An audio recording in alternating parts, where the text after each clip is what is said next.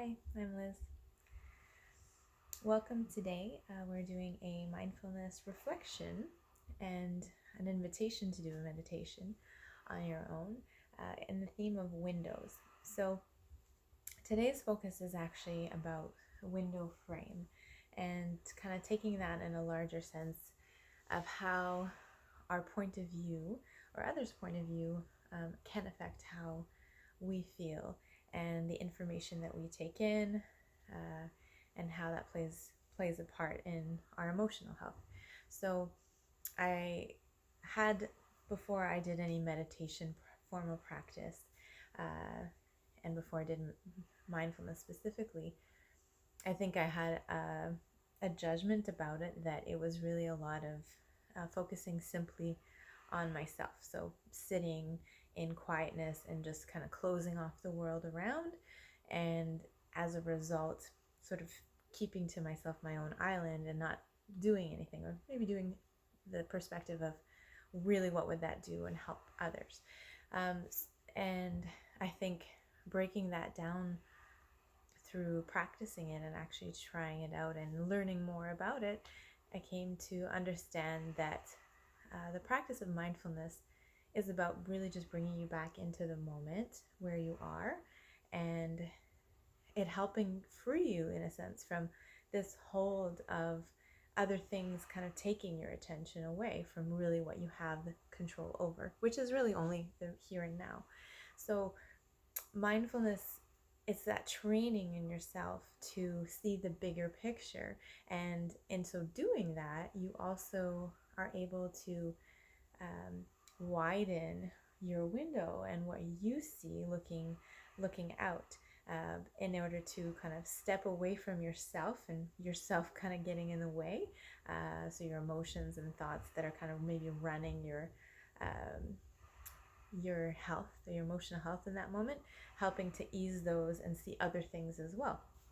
So it actually has this ability to, at a personal level, help me be not just a more peaceful person, because I think that's the idea, right? We'll just be calmer people.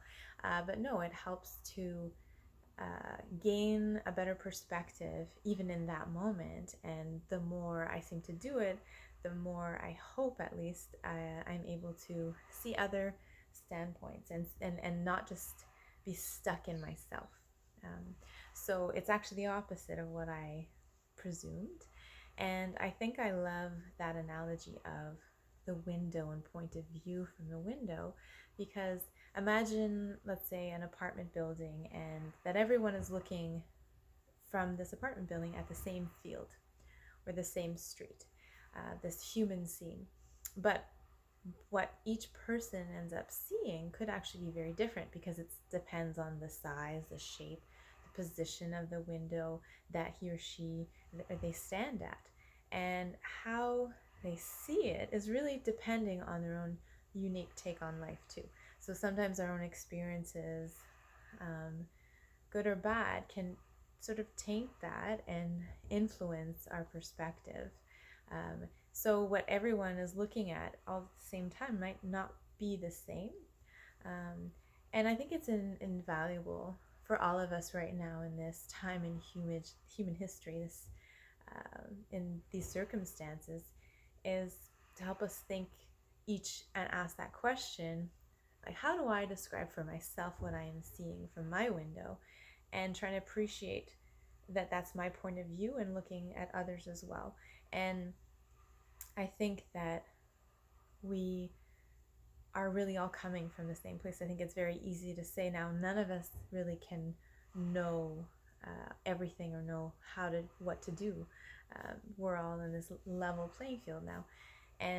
But where we're standing, where we come from, our specific neighborhood, our specific province or country that we're in, we have one angle, one view of things. And so it's important, I think, to in these circumstances, to look a little bit beyond to just our own frame, and maybe look outside to other sources, other countries, things that are going on.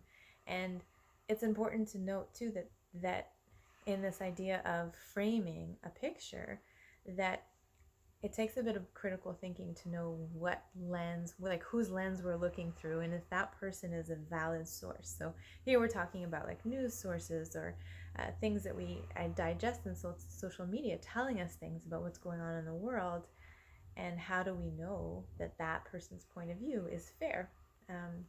So I am also kind of very much excited by the fact that the point of view, or the trying to look at through a frame, a window frame of positivity, there's all of these sites that promote positive news, and they're getting a lot more traction than they might have been in the past.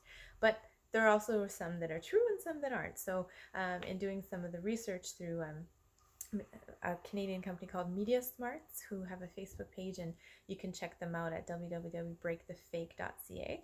They'll probably help develop some of that critical thinking that sometimes we lack, or we can fall into, about knowing where our sources are coming from.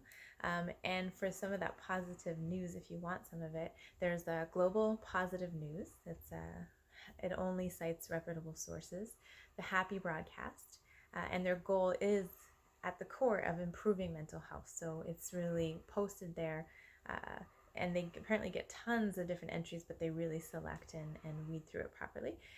Also, the Washington Post has had a special, well, they've had more of an increase in demand, and so their Optimists publication has actually increased to a daily, and it's called the Daily Break. So if you want to kind of find some good sources out there and places where you can be checking in to help enlarge your window, and in a positive way too, what you're kind of feeding yourself, and like what you digest. For me, and so funny enough, here you go. There's a fake scene in my living room here, bringing me a little bit of sense of relaxation, nice nature sounds, beach noises. But actually, what I would invite you to do is actually to try and leave your living room and step outdoors.